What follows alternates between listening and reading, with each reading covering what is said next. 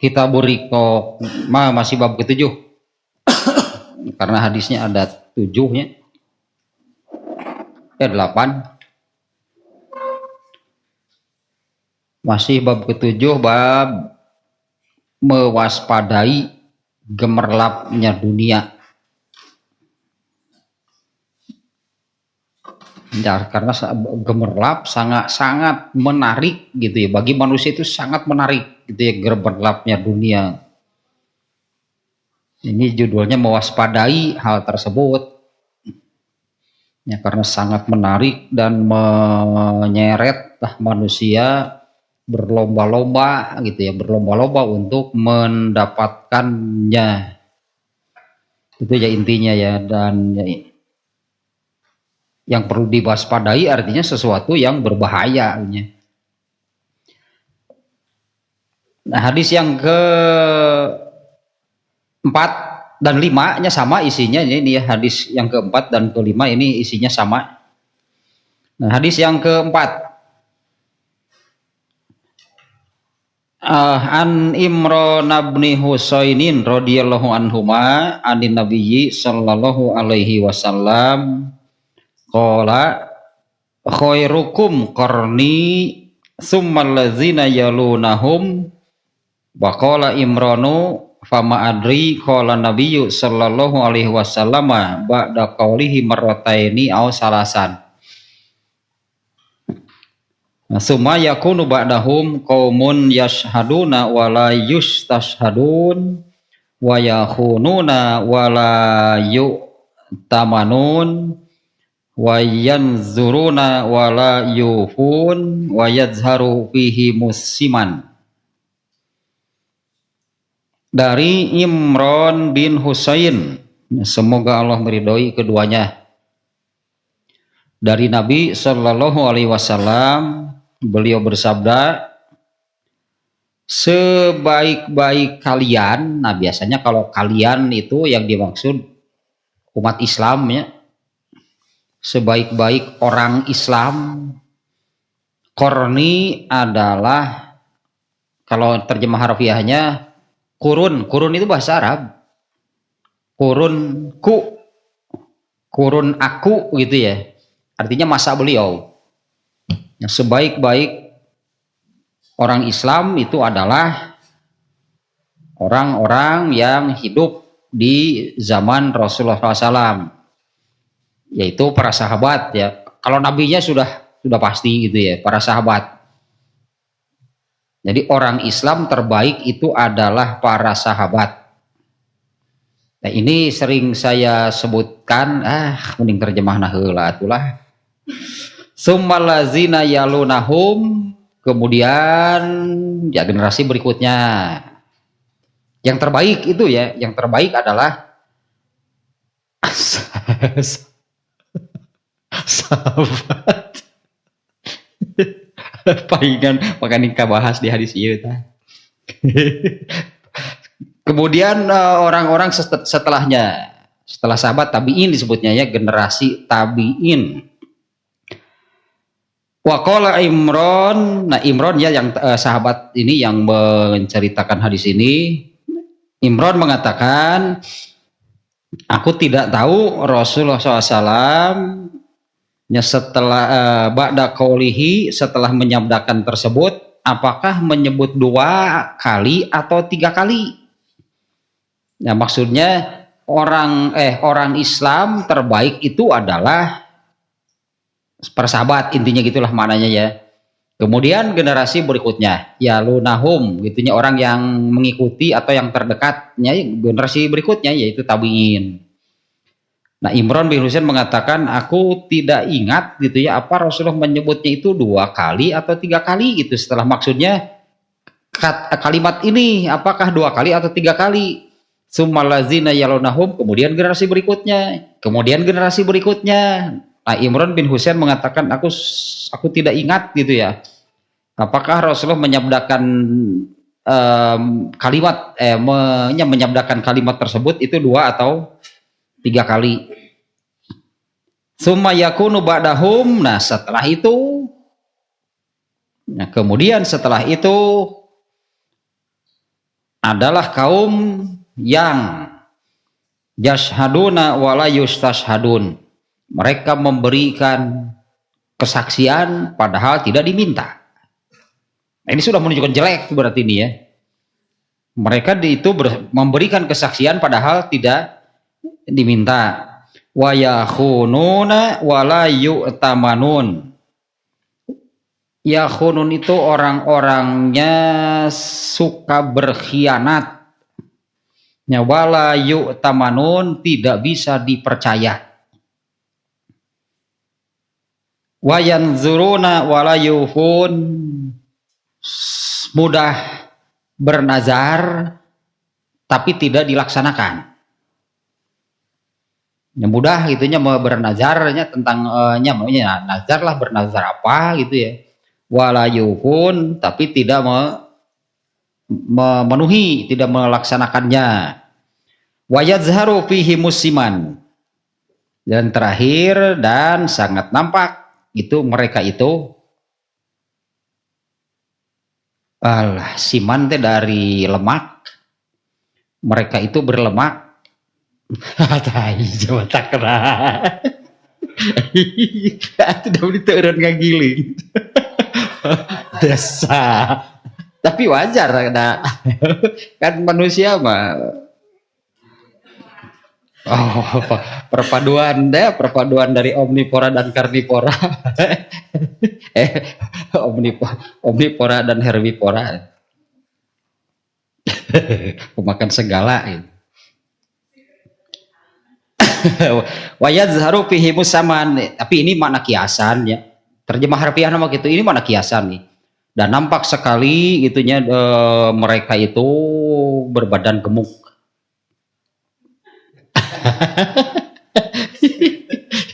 Ini makna kiasan, nggak ini sebenarnya nama gitu oke sih. ini kiasan dan sebenarnya nama Lewi. Sebenarnya nama Lewi. Nah gitunya ini hadis yang. Nah kemudian hadis yang kelima lah sekaliannya karena maknanya sama. Nah pada hadis yang kelima ini dari Abdullah bin Mas'ud.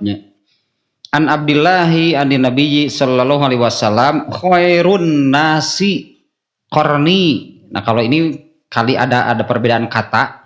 Khairun nas, sebaik-baik manusia.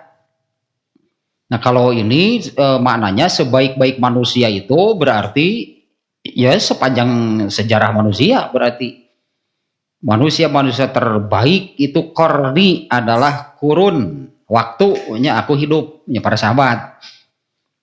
Sebaik-baik manusia itu adalah generasiku lah gitulah, mungkinnya tambatan lebih tepat gitulah. Ya generasiku itu para sahabatnya, bukan Abu Lahab nggak termasuk. Abu Jahal nggak termasuk. Yang manusia terbaik itu adalah para sahabat. Di sini pakai kata khairun nas, kalau tadi khairukum, nah itu biasanya gitu ya. Mananya kalau khairukum itu orang Islam, kalau ini khairun nas, manusia seluruhnya. Ya manusia terbaik itu adalah generasiku. Summalazina yalunahum, kemudian generasi berikutnya. Summalazina yalunahum, kemudian generasi berikutnya. Tabi'in itu orang yang generasi setelah Rasulullah dan para sahabat. Kemudian generasi berikutnya disebutnya tabi'ut tabi'in, yaitu generasi di bawah tabi'in. Berarti tabi'ut tabi'in ini tidak pernah bertemu dengan para sahabat. Kalau tabi'in tidak pernah bertemu dengan Nabi, hanya bertemu dengan para sahabat. Kalau tabi'ut tabi'in itu bertemu dengan tabi'in. Bersinggungan lah itunya, zamannya bersinggungan dengan tabi'in. Tabi'ut tabi'in itu tidak pernah bertemu dengan sahabat. Itu yang disebut kemudian generasi berikutnya, Summa yaji'u mim ba'dihim, kemudian datanglah setelah mereka. Setelah tabi'ut tabi'in berarti Qaumun tasbiqu syahadatuhum aimanahum. Di sini disebutkannya datanglah satu kaum yang kesaksian mereka itu mendahului sumpahnya, wa aimanuhum syahadatahum, dan sumpahnya mendahului kesaksiannya. Ya, ini juga sesuatu yang buruk kalau di hadis yang tadi ini menunjukkan begitu ya. Ini kaum-kaum yang sudah tidak bisa dipercaya. Nah, kalau di hadis yang berempat tadi disebutkannya ya wa yakhununa wala yu'tamanun. Orang-orangnya berkhianat dan mereka itu tidak bisa dipercaya. Nah, itu kayaknya ini ada hadis ini ya banyak masalahnya di hadis ini banyak masalahnya. Nah, yang pertama yang disebut generasi terbaik tadinya sepanjang sejarah manusia itu adalah para sahabat. Hanya mereka gitu kan, sebetulnya hanya mereka, memang tidak seluruhnya sih disebutnya. Yang disebutkan ada 10 orang sahabat yang dipastikan masuk surga tanpa hisab. Itu di kaum Nabi sebelumnya itu nggak ada. Ya, kaum Nabi Isa, kaum Nabi Musa lah gitunya yang disebut orang Nasrani, orang Yahudi. Kemudian kaum sebelumnya itu tidak ada yang disebutkan. Ya, kaum Nabi manapun ya yang sudah dipastikan masuk surga tanpa hisab. Ya, yang 10 orang ini kan boleh disebut yang teratas lah gitu, itu yang teratasnya. Kalaupun kenyataannya bahwa seluruh sahabat masuk surga tanpa hisab, ya pantaslah karena mereka ini Rasulullah menyebutnya ini generasi manusia terbaik sepanjang masa itu para sahabat. Tapi pernahnya saya ungkapkan bahwa sahabat itu jumlahnya berapa orang? Ya, sahabat itu jumlahnya berapa orang gitunya? Ya, kalau indikasinya dari yang ikut ibadah haji bersama Rasulullah itu 120.000 orang. Asumsinya kali 2 lah, tak sakitu tah jumlah sahabatnya. Ya, kali 2-nya dari jumlah yang disebut yang ikut haji itu 120.000 orang. Dikalikan 2, 240.000, atau diberi lebih lah sedikit 300 ribuan gitu loh, katakan sahabat. Kalau semuanya masuk surga tanpa hisab, ya pantaslah karena Rasulullah menyebut mereka ini manusia terbaik sepanjang sejarah.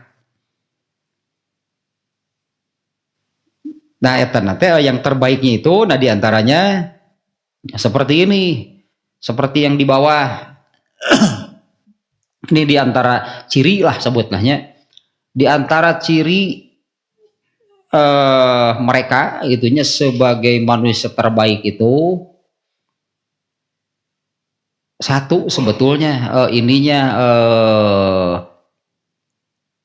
nawannya kalau apa namanya, satu hal yang paling lah gitunya, yang paling jelas akan menjadi manusia terbaik itu adalah tidak berdusta.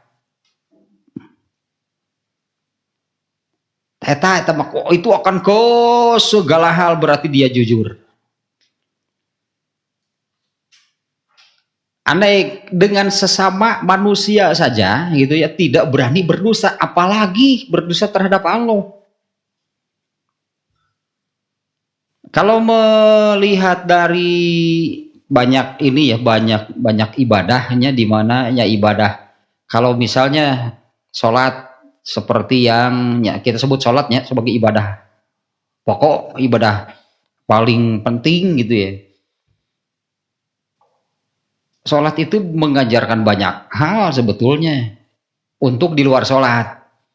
Nanti dengan sholat itu ya, kalau Al-Quran menyebutnya dengan innas sholata tanha anil fahsya wal munkar. Sholat itu mencegah gitunya dari fahsya dan munkar. Fahsya itu dosa besar lah, kalau munkar itu dosa secara umum kemungkaran mau dosa pokoknya. Ini sholat kan yang mencegahnya.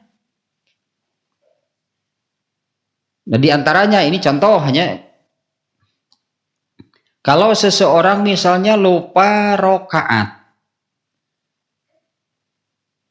ketentuannya harus sujud sahwi berarti. Ya lupa rokaat teh kemudian diluruskan dulu lah. Pokoknya ini sholatnya, itunya sholatnya jadi berapa rokaat, tapi karena di tengah-tengah ada lupa jumlah rokaat, berarti kemungkinan sholatnya ini jumlah rokaatnya jadi lebih. Kemungkinan jadi lebih ya. Nah itu kan harus sujud sahwi. Ternyata ketika mau sujud sahwinya juga lupa. Sujud sahwinya juga lupa. Gitu. Baru ingat setelah beberapa lama gitulah. Setelah beberapa lama kemudian melakukan apa gitu ya. Nah ketika sedang melakukan sesuatu, ingat belum sujud sahwi, mau dilakukan nggak? Tadi ajar jujur tidak mau lino apalun mau anda ke? Ya kalau tidak melakukan ada yang tahu nggak? Tadi jujur itu berarti dia tidak akan berdusta gitu kepada Allah gitunya, bahwa ini kan urusannya dengan Allah lah sebutnya. Ini urusannya dengan Allah, masih ada yang kurang berarti nih dari sholatnya itu ya, karena kondisinya demikian dia harus sujud sahwi, maka nah kekurangannya itu adalah sujud sahwi. Ternyata belum dilakukan karena lupa beberapa saat setelah sholat itunya sedang melakukan apa, tetap harus lakukan dulu. Saum juga sama. Kalau dengan sesama manusia mas saum kan bisa berbohong. Nah sholat juga bisa, gak sholat kan? Bade. Jawab nanti sholat kan bade. Jawab nanti halus. Bisa lah gitunya. Nah kalau hal itu justru ya diutamakan. Kalau hal itu diutamakan gitunya, ini efeknya ini akan ke, kalau Al-Quran kan bicara global bahwa sholat itu bisa menghalangi dari fahsya dan munkar. Nah, kalau para sahabat kan keseriusan mereka beribadah itu di atas rata-rata lah itu ya, luar biasa mereka itu. Nah efeknya, nah kemudian juga ya inilah skenario Allahnya luar biasa. Allah mengadakan di zaman Rasulullah itu, Allah mengadakan satu kaum ya, orang-orang kafir yang berpura-pura masuk Islam yang disebut kaum munafik. Ternyata kalau disebut nanti, kalau diambil sisi positifnya itu banyak sebetulnya keuntungan. Banyak keuntungannya yang didapat oleh para sahabat dari adanya kaum munafik ini. Di antaranya mereka itu karena asalnya mereka itu kan di Madinah nih ya, adanya kaum munafik kan di Madinah. Madinah sebelum Rasulullah SAW hijrah ke sana itu dikuasai segala-galanya oleh Yahudi. Nah di mana Yahudi itu sudah mendarah daging pada diri mereka itu. Orang Yahudi itu kegemarannya berdusta dan sesuatu yang haram. Mereka berpura-pura masuk Islam, tetap karakter aslinya nggak bisa hilang, tukang bohong.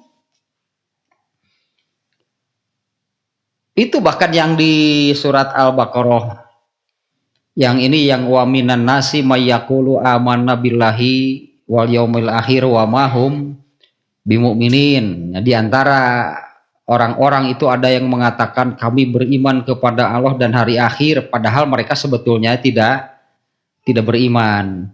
Yukhadi'unallaha wallazina amanu. Mereka itu membohongi Allah dan orang-orang yang beriman. tah karakter Yahudi manuk itu teh mendarah daging gitunya, dusta pada mereka itu mendarah daging. Kemudian berpura-pura masuk Islam, nganger atau ketinggali. Karakter mereka tidak bisa hilang. Makanya Rasulullah SAW menyebutkan ayatul munafiki salasun. Ciri khas lah gitunya orang munafik itu ada 3. Apabila berkata dia berdusta, berjanji ingkar, diamanati, khianat. Ini keuntungan bagi para sahabat. Ada keuntungan dari sabda Rasulullah SAW ini. Rasulullah SAW sudah menyabdakan demikian. Nah, para sahabat anggaplahnya jadi tidak berani berdusta, karena kalau sekali saja ketahuan berdusta, nanti para sahabat yang lain akan mengatakan dia kelompok munafik. Berat bagi mereka kalau sudah dicap demikian. Beratnya bagi para sahabat kalau ada yang mengatakan bahwa kamu munafik, apa cirinya? Barusan berdusta. Nah, dikitukan gering sih kan para sahabatnya. Nah, maka para sahabat ini gitu ya, para sahabat ini semuanya asal sahabat lah gitunya. Mau sahabat besar, mau sahabat kecil, mau yang masuk Islamnya lama seperti Abu Bakar sejak dari Mekah, ya, atau yang baru bertemu gitunya dengan Rasulullah beberapa hari, beberapa kali saja. Kalau itu sahabat berarti semuanya sama. As-sahabatu kulluhum udul. Sahabat itu seluruhnya jujur. Ternyata kaum terbaik dan begitu. Ya, manusia terbaik itu, nah itu diantara ciri yang paling menonjolnya. Ciri yang paling menonjol disebutnya dari keberhasilan Rasulullah SAW membangun manusia dari jahiliyah menjadi manusia-manusia yang masuk surga tanpa hisab itu. Para sahabat itu tidak kenal dusta disebutnya. Para sahabat itu tidak pernah ada yang berbohong. Ya, tidak pernah ada yang berdusta. Teteh ciri manusia terbaik nanti. Ya, anggaplah itu ada keuntungannya, meskipun memang wajib seperti itu ya. Memang wajib seperti itu. Meskipun itu tidak ada kaum munafik. Nah, hanya ada keuntungan itu Rasulullah menyabdakan demikian. Jadi para sahabat itu memang jadi tidak sama sekali tidak berani gitu ya untuk berdusta, karena kalau ketahuan saja sekali berdusta, Rasulullah menyebutkan berdusta itu adalah ciri orang munafik. Nah, kemudian yang itu yang terbaiknya khairukum. Kalau di hadis nomor 5 tadi khairun nas. Ya, manusia terbaik. Diulanglah sedikit lebarnya nuyinya. Di antara semua sahabat itu memang yang disebutkan nama lah gitu, mungkinnya yang namanya disebut, yang dipastikan masuk surga tanpa hisab itu kan ada 10. Kalau dari hadis ini bahwa mereka itu adalah generasi manusia terbaik sepanjang masa, sepanjang sejarah manusia, wajar. Tidak salah lainnya kalau kita katakan bahwa semua sahabat masuk surga tanpa hisab. Tapi kan Rasulullah menyebutkan bahwa yang masuk surga tanpa hisab itu ternyata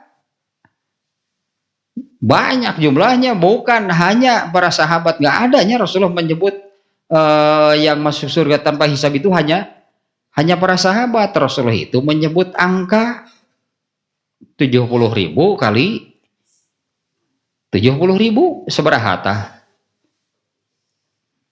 70.000 kali 7.000. Tepat 1.870 teh.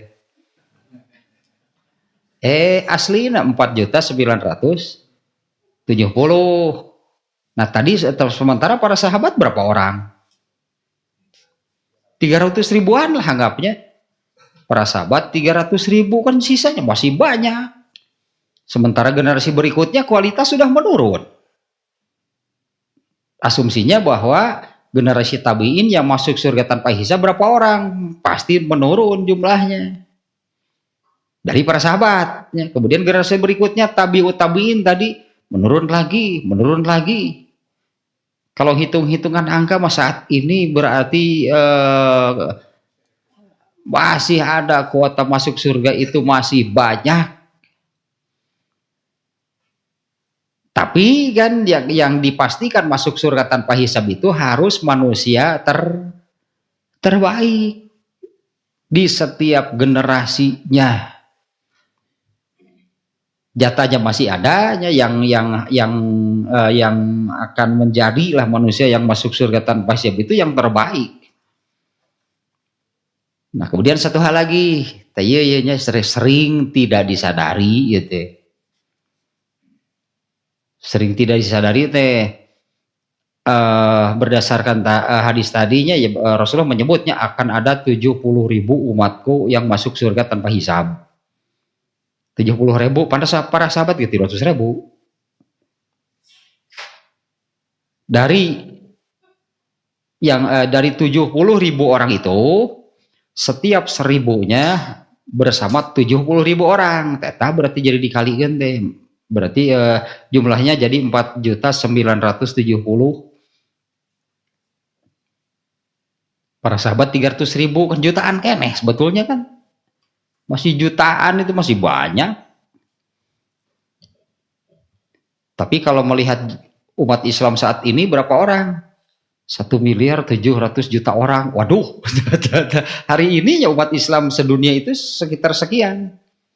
1.700.000.000 orang.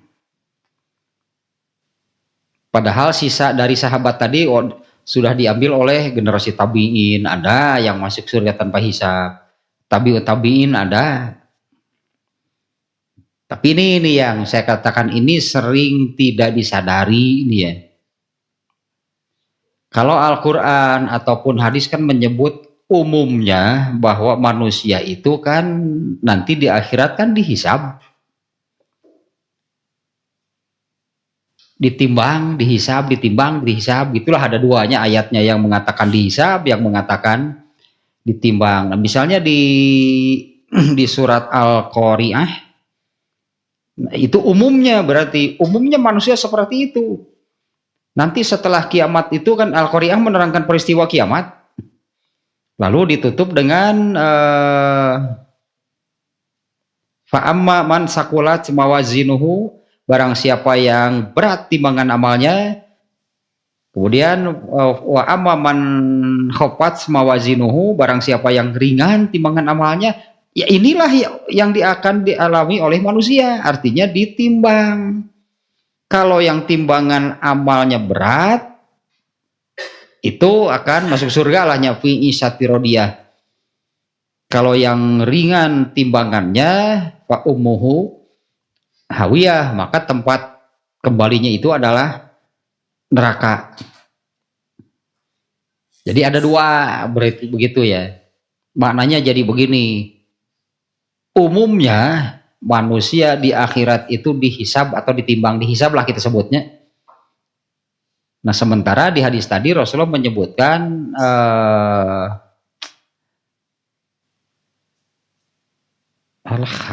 naon redaksi Arab dan yang barusan yang akan ada dari umatku yang masuk 70.000, akan ada 70.000 orang dari umatku yang masuk surga tanpa hisab. Ini kan menyebut 70.000 dari berapa orang? Menyebut 70.000 itu dari berapa orang? Ya umat Rasulullah ada berapa? Kan miliaran tadi teh. Berarti yang ini dikhususkan gitu maknanya. Umumnya manusia itu kan ditimbang, dihisab di akhirat, tapi akan ada yang masuk surganya tanpa Isa berarti kan dikhususkan, dikeluarkan, disebutnya dari keumuman yang namanya manusia. Berarti yang masuk surga tanpa hisab itu kan tidak umum. Pan umum, kalau yang umum ditimbang atau dihisab, berarti ini tidak umum. Yang menyebabkan tidak umumnya itu bagaimana gitu ya, yang menyebabkan tidak umumnya bagaimana? Tainu tidak umum nate, yaitu manusia terbaik, beda berarti dengan orang lain, dengan keumuman yang namanya manusia. Itu di akhiratnya gitu kan, itu di akhiratnya nanti. Umumnya manusia ditimbang, mereka ini ada yang khusus nih, beda dengan keumuman manusia. Umumnya manusia dihisab, ini ada kelompok manusia yang tidak dihisab, berarti kan tidak umum disebutkan teh. Sama nggak dua kelompok ini? Nyentuh atupan. Kan tidak sama.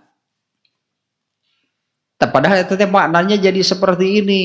Kalau nanti di akhiratnya jadi tidak sama dengan keumuman manusia, gitu kan? Tentunya di akhiratnya berarti tidak sama dengan keumuman manusia. Waktu di dunianya bagaimana? Waktu di dunianya sama dengan umum nggak? Beda, berarti di dunia lagi kudu beda hayang gitu mah, eta pelajaran nanti.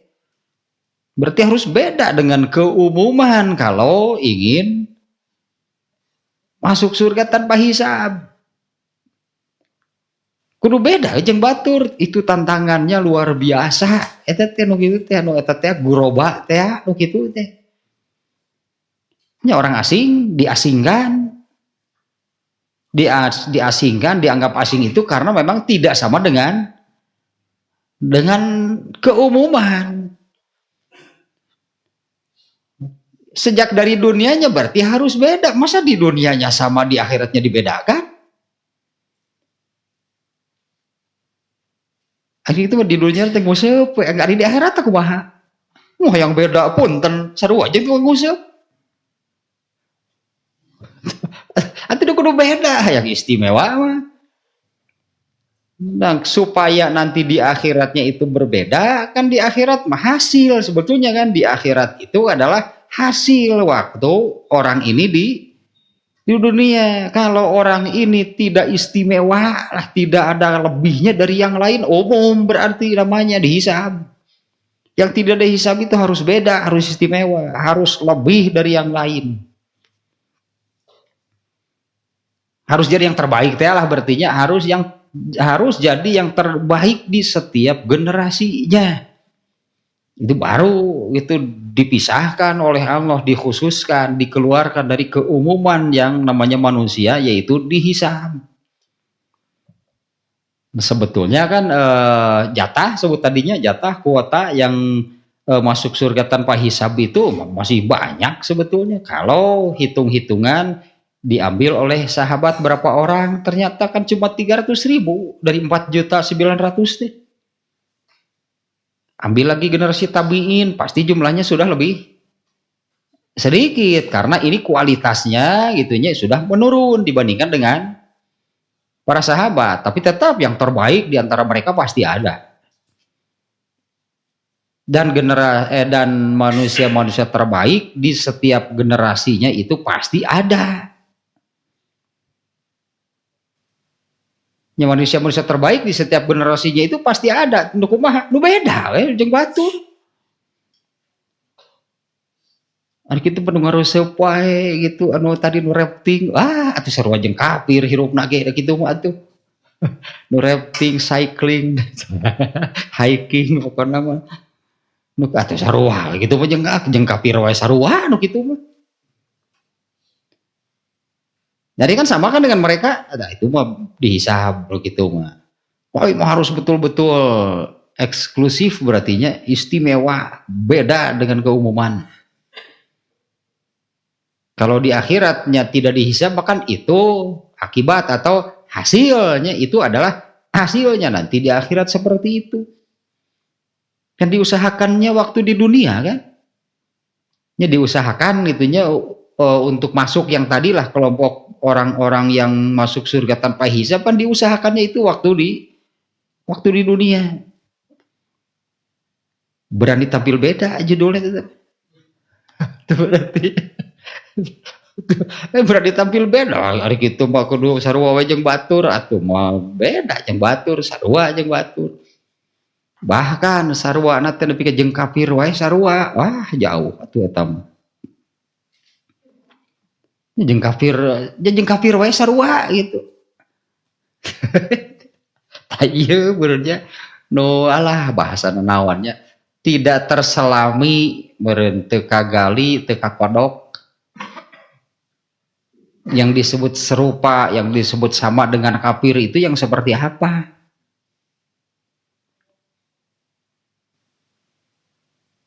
Kalau diartikan tidak pernah kan ada orang Islam kalau misalnya mengartikan sama, mengikuti atau serupa dengan orang kafir itu kalau ikut beribadah bersama mereka, terlibat dalam keagamaan mereka, itu eta mah katingali teuing nya nu kitu mah.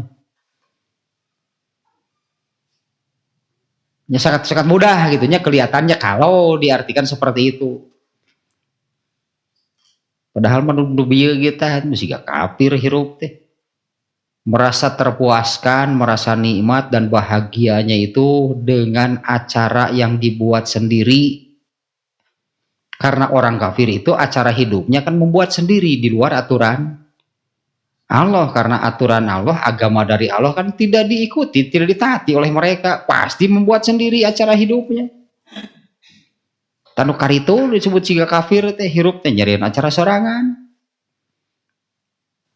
Ya bahkan mencari itu tadinya kepuasan, kesenangan, kebahagiaan nanti dicari sendiri. Bukannya mengikuti itu apa yang Allah tetapkan. Nah, kembali lagi sini.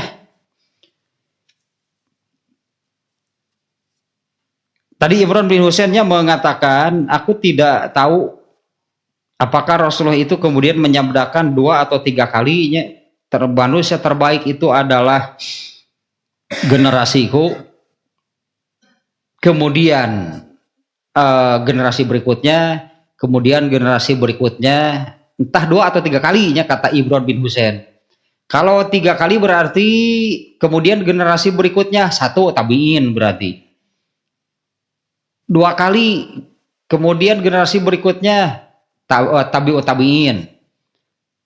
Kalau 3 kali masih ada berarti generasi berikutnya yang disebut oleh Rasulullah. Kalau dalam ilmu hadis itu disebutnya generasi di bawah sahabat itu tabiin, di bawahnya tabiin, di bawahnya lagi atba'u tabiin. Nah setelah itu nggak ada lagi sebutan ini generasi masih, karena ini generasi masih dekat gitu ya ke generasi Nabi.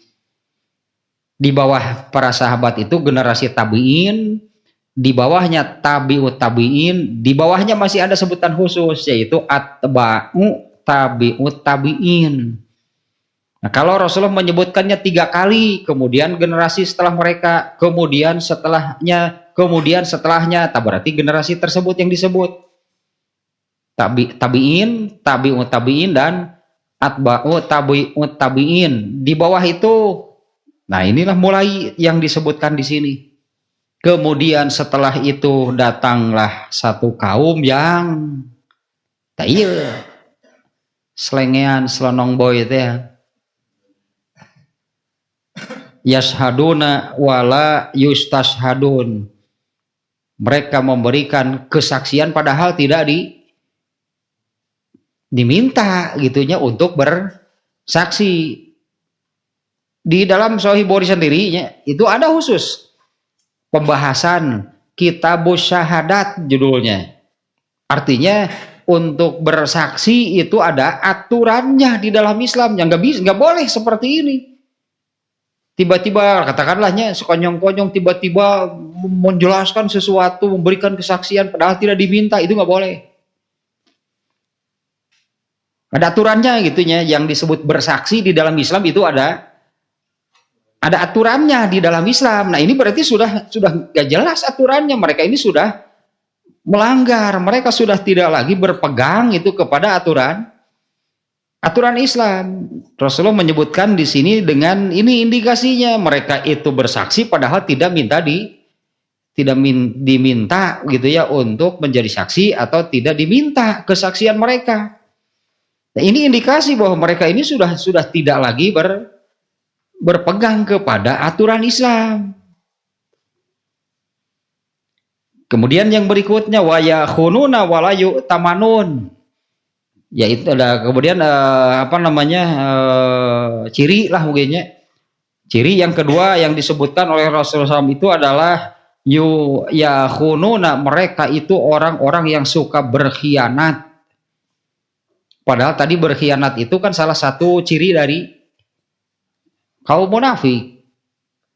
Mereka itu suka berkhianat walayu tamanun dan tidak bisa dipercaya, tidak lagi amanah, itu disebutnya dalam segala hal berarti. Dalam segala urusan gitunya amanah itu sudah hilang.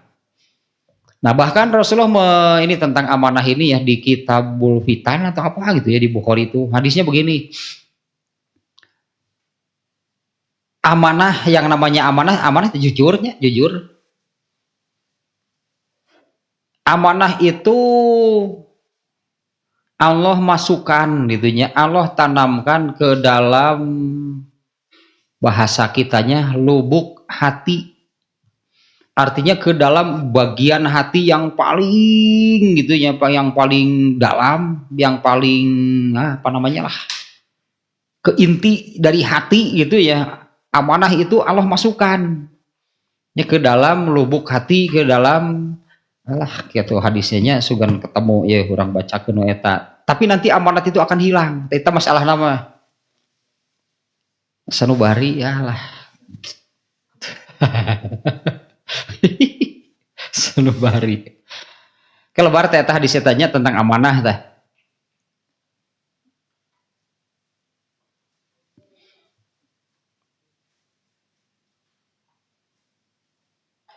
Nah, iya hadis nama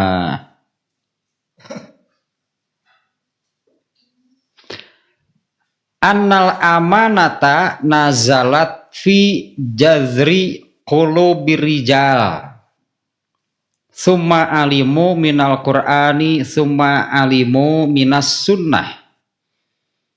Ya sesungguhnya amanat itu gitunya turun masuk ya diturunkan dimasukkan oleh Allah tata fi jazri qulubinas, qulub di hati, fi jazri qulubinas maka lubuk hati sarubari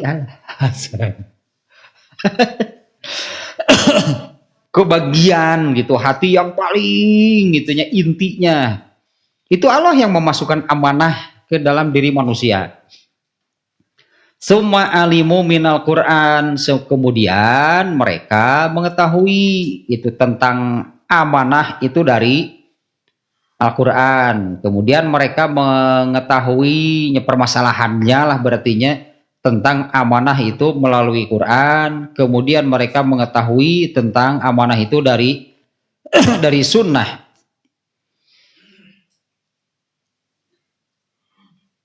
Qala yanamu rajulun naumata fatuk badul amanatu min qalbihi.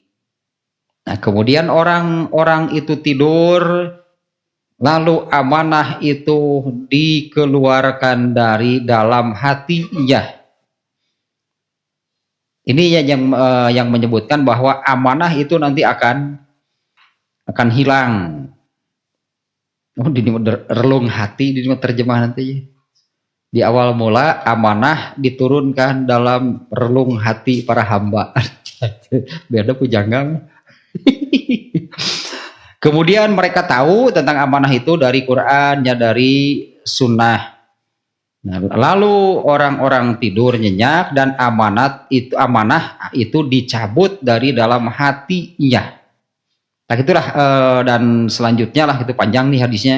Inti nama gitunya. Nah amanah itu akan hilang. Nah, bahkan di ujung hadisnya ini sampai aku tidak tahu lagi aku itu harus mengikuti siapa. Jadi ujung hadis itu sampai aku tidak tahu lagi. Jadi hidup ini harus mengikuti siapa. Karena yang amanahnya sudah tidak ada. Oh, nanti nih di dalam ini sebetulnya kalau di sini ini di dalam kitab Burikok juga, tapi nanti masih lama bab berapa gitu ya. Amanah ini akan hilang. Kemudian dalam Kitabul Fitannya kita lihat di Bukhari-nya, Imam Bukhari memuat hadis tersebut. Ini di dalam Kitabul Fitannya, Kitabul Fitan itu kerusakan Islam. Judulnya itu Iza Baqiya fi Husalatin minan nas. Wah, luar biasa. Ini bakal kejadian ini nih yang disebutkan di hadis ini. Apabila hidup di tengah manusia yang amburadul, manusia yang bobrok gitu ya, manusia yang husalatin minan nas teh sampah. Bakal kejadian gitu ya. Nah, di hadis ini berarti menerangkan gitunya bagaimana kalau mengalami hidup di tengah-tengah manusia yang seperti itu, manusia yang ya bobrok, amburadul gitu. Nah, bobroknya, amburadulnya itu kenapa? Ini awalnya karena amanah di dalam hatinya itu hilang. Sangat berbeda kan dengan yang disebutkan oleh Rasulullah SAW bahwa generasi manusia terbaik itu adalah generasiku. Kenapa bisa menjadi seperti itu? Ya, kenapa para sahabat itu bisa menjadi manusia terbaik sepanjang masa? Mereka tidak kenal dusta. Ya, berarti kan mereka itu orang-orang yang jujur, amanah. Sementara amanah itu di hadis ini sudah disebutkan oleh Allah itu amanah itu sudah dimasukkan dan disembunyikan itu di dalam hati manusia itu di bagian yang paling dalam, yang paling tersembunyi, leungit sakit itu disembunyinya. Artinya hilang gitu amanah itu, padahal oleh Allah itu disimpannya di dalam hati itu di bagian yang paling dalam tersembunyi lah, anggap gitunya. Eta leungit sakit disimpan didinya. Kau mau lamun ditempelkan wungkul berenang. Kau mau ditempelkan wungkul di luar gitu. Wah, mau lila teman. Kebawa angin, ku angin gebeak. Nah, kemudian hadis yang barusan juganya hadis tentang amanah ini oleh Imam Bukhari ditempatkan di 3 bab. Nah, 1 dalam kitab Burikok, nanti ke bab keberapa gitu ya.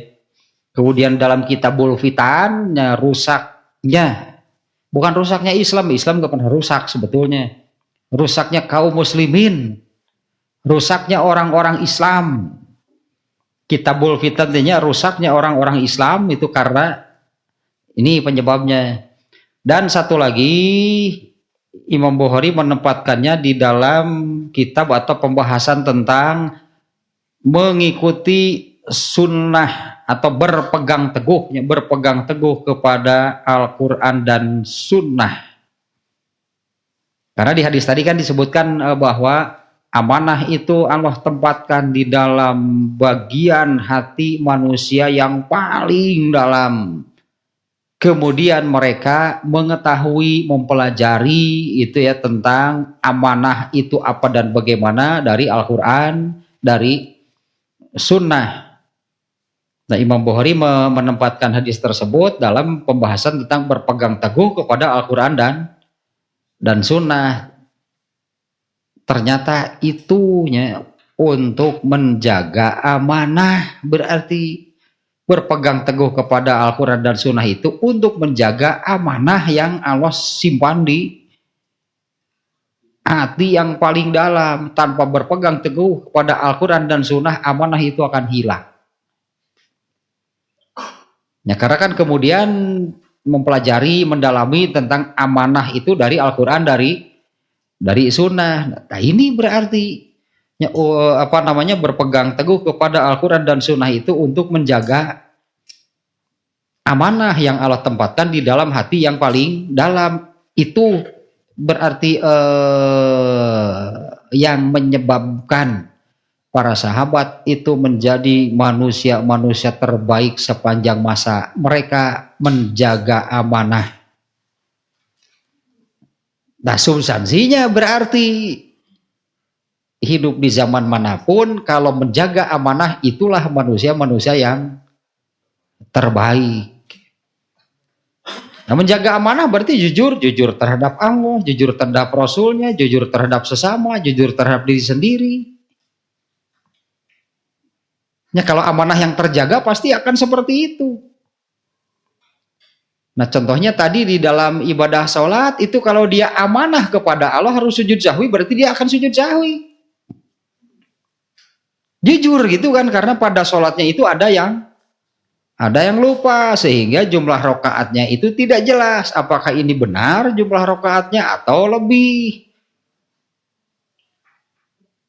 Hal tersebut dikoreksi gitunya, diluruskannya itu dengan sujud sahwi. Aduh, horeamnya bagus batal nih wudu nate. Harus wudu dulu kalau mau sujud sahwi. Coba ingat nanti pada asar gitu, padahal sujud sahwi nanti kudu salat subuh. Pada asar kakara ingat coba geus batal, harus wudu untuk melaksanakan sujud sahwi saja. Harus memenuhi pokoknya syarat-syarat sahnya sholat. Itulah contohnya, iya, ternyata ini kuncinya, ini substansinya. Para sahabat menjadi manusia-manusia terbaik itu mereka itu orang-orang yang bahkan ada ini, itu ada salah satu statement katanya dari salah seorang ulama itu yang barusan yang mengatakan ciri keberhasilan Rasulullah, ciri keberhasilan Rasulullah SAW membangun manusia itu yaitu berhasil mengubah, membentuk manusia dari orang-orang jahiliyah itu menjadi orang-orang yang tidak kenal dusta. Nah, ciri keberhasilan itunya Rasulullah SAW itu adalah membangun para sahabat menjadi manusia yang tidak kenal dusta, tidak tewawuh jeung bohong hirup nanti. Ternyata manusia terbaik teh. Hari kita begitu kieu tinggal dicampuran bohong we, jauh aneh itu.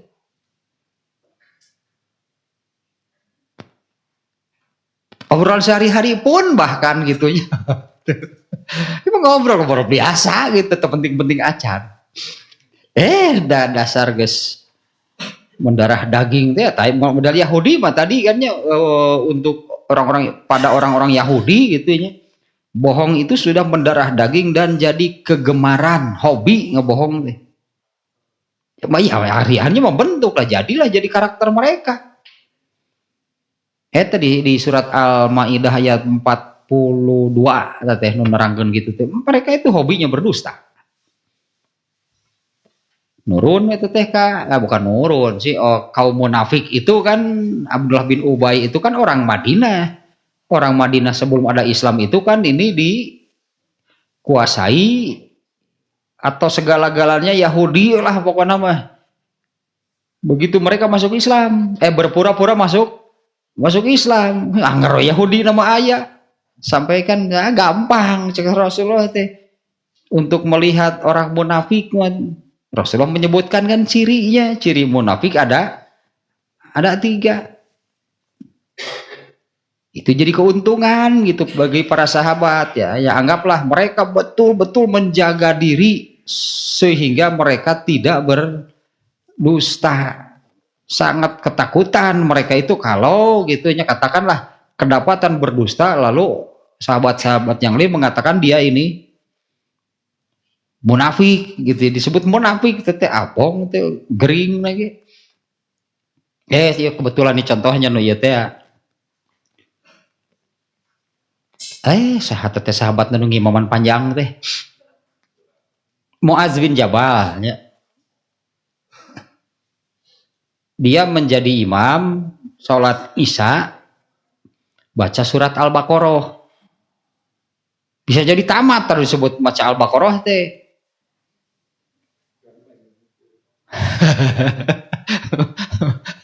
Baca surat Al-Baqarah seberapa ayat mana? Ayat hiji.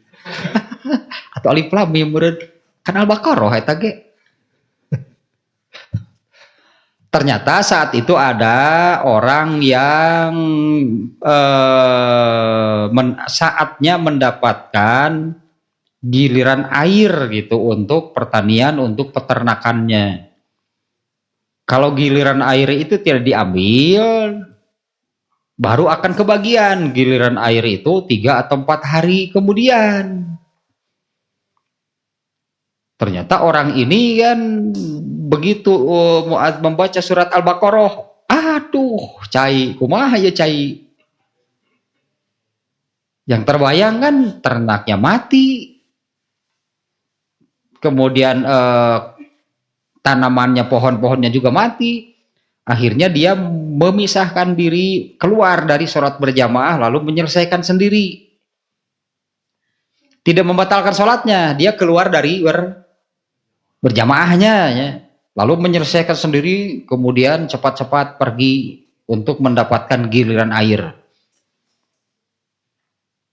Ternyata Mu'adz ada laporan itulah kepada Mu'adz tadi ada seseorang yang keluar memisahkan diri, menyelesaikan sholatnya sendirian lalu pulang. Mu'adz mengatakan dasar munafik, gering tah disebut gitu teh.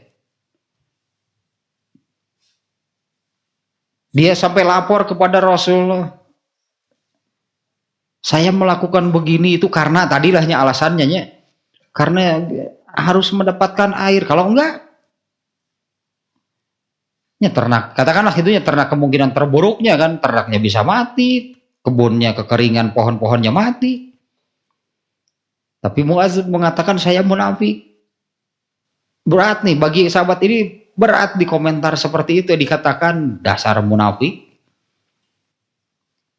Teta ciri munafik teh itu berjamaah. Kan Mu'adz teh gitu nyebutnya teh. Kadu teu berjamaah Mu'adz ngomong apa? Dasar munafik, cek Mu'adz teh kadu teu berjamaah teh. Kan berat gitunya dikatakan seperti itu sampai lapor kepada Nabi, alasan saya begini. Nah itulah contohnya gitunya seorang sahabat dikatakan munafik.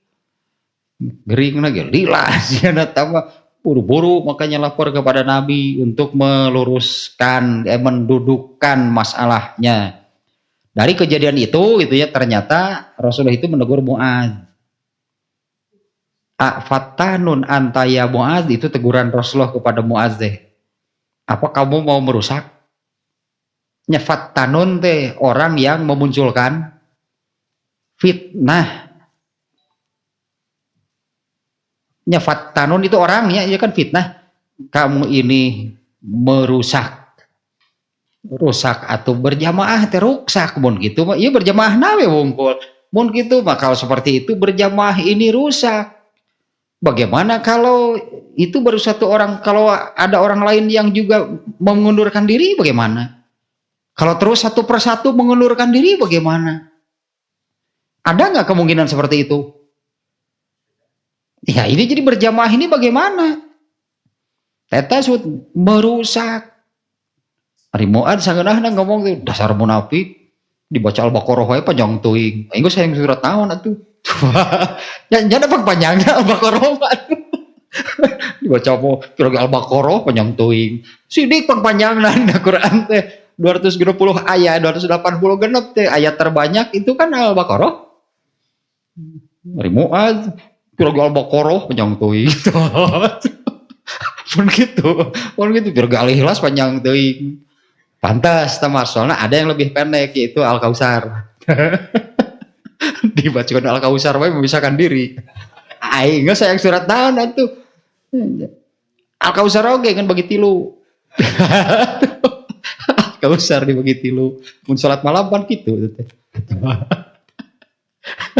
Pas 2 rakaat, 3 rakaat terakhir teh Al Kausar. Begitu lu. Udah sampai mehna gitu nu 8 Al Kausar wungkul deh. 8 kali diulang-ulang. Terakhir dia direcah. Terakhir direcah di ieu sebutna dipencit. Amun istilah kendaraan bermotor teh mah pencitan teh. Nungun tilu wae panjang teuing beri paronok pisan.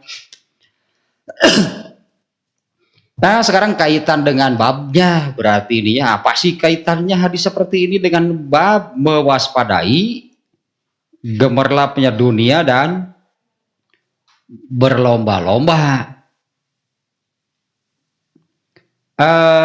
Mungkin masih ingatnya di bab-bab sebelumnya apa sih, sudah lupa sih.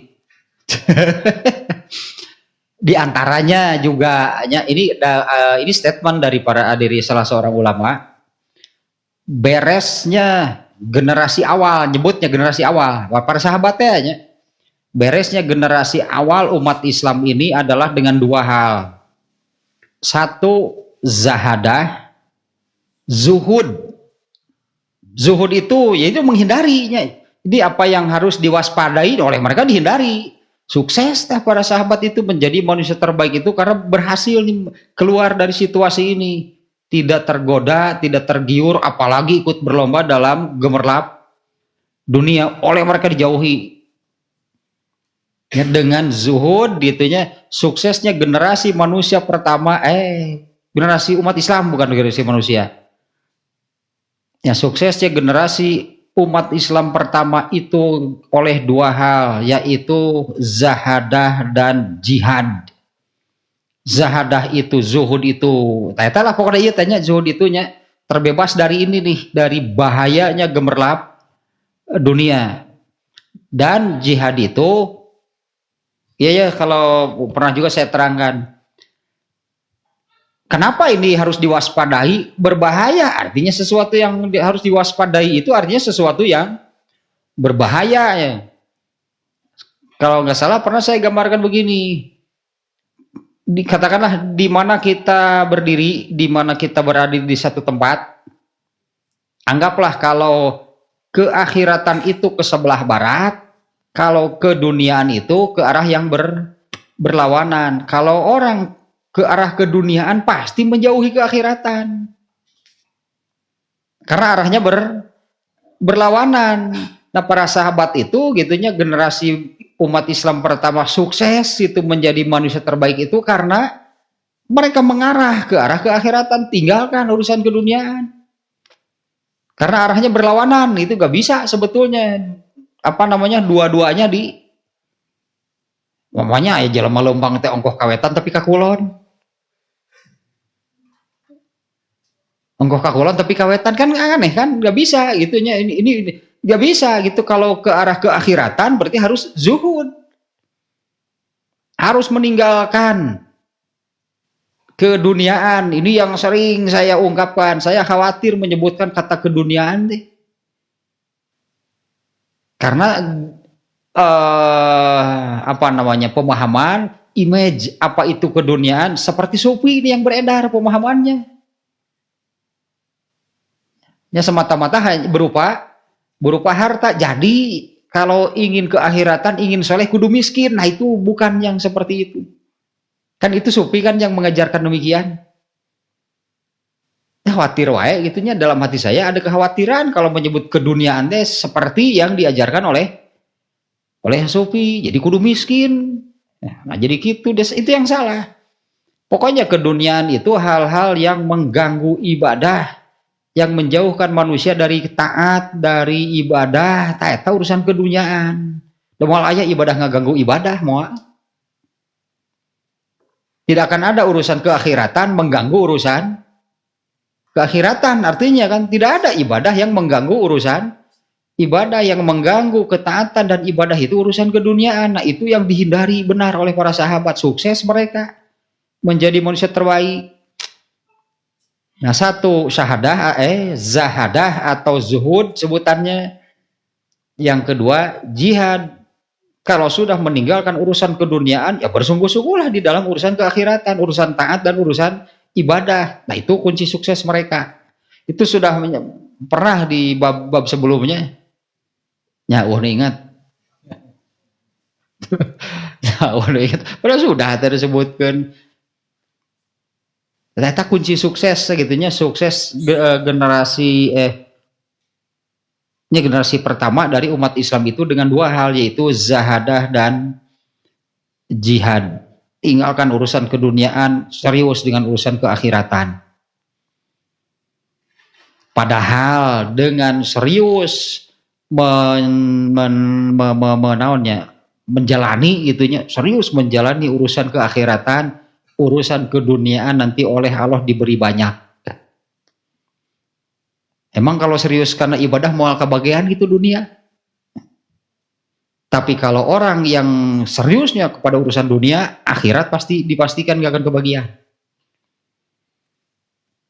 Tate surat Asyura ayat 20 teh. Aslilah benar juga. Ada surat Asyura ayat 20 jeung Al-Hadid sebenarnya teh. Aduh, dunia itu laibun walahun. Nya Al-Hadid ayat seberapa teh? 20. Di cina kabeh ieu mah nya di Quran nu apal teh hiji we eta Al-Hadid ayat 20. Naon dunia itu permainan. Dunia itu laibun walahun mah heureuy dunia mah. Nah kalau di surat Asyura ayat seberapa 20 juga kalau nggak salah gitu Bang. Man kana yuridu harsal akhirah, barang siapa yang menginginkan hasilnya di akhirat surga pastinya, nazid lahu fi harsihi, kami akan menambah banyak itu pada hasil yang diinginkannya. Kemudian yang sebaliknya waman kana yuridu harsad dunya, nah barang siapa yang menginginkan dunia, nu'tihi minha, kami akan memberinya sedikit. Famalahu fil akhirati min nasib, di akhirat nggak akan kebagian apa-apa. Padahal mah kalau serius gitunya dengan urusan keakhiratan, itu janji di ayat tersebut, kami akan memberi lebih dari yang diinginkan. Artinya dunianya juga tidak akan dibiarkan oleh Allah. Ngenteta sok teu yakin wae ka Allah teh lamun taat teh ripuh kesana teh. Lamun karena urusan keduniaan eta gitu dapat dunia teh senang sigana sepertinya, padahal enggak. Saya udah yakin wae teh. Ya eta tangga bangun keyakinan eta nu hese teh memilih seperti, karena kan sudah jelas suksesnya generasi pertama itu dengan zuhud, tinggalkan urusan keduniaan dan jihad, bersungguh-sungguhlah urusan ibadah. Dunianya pun oleh Allah pasti diberi, bahkan diberi banyak, diberi lebih. Hanya yakinnya itu yang yakin wae dari rasaan teh ripuh aja hirup teh. Rasaan teh rasaan teh sakitu soleh nah hirup teh hupir wae itu. Ripuh teh lupa tah eta utuh. Eta no gitu untuk kriya eta. Nepi ka kesimpulan teh moal jadi rek soleh teh ripuh kuningan. Aduh anjing cilaka tuh. Moal jadi soleh teh ripuh kuningan hirup soleh teh.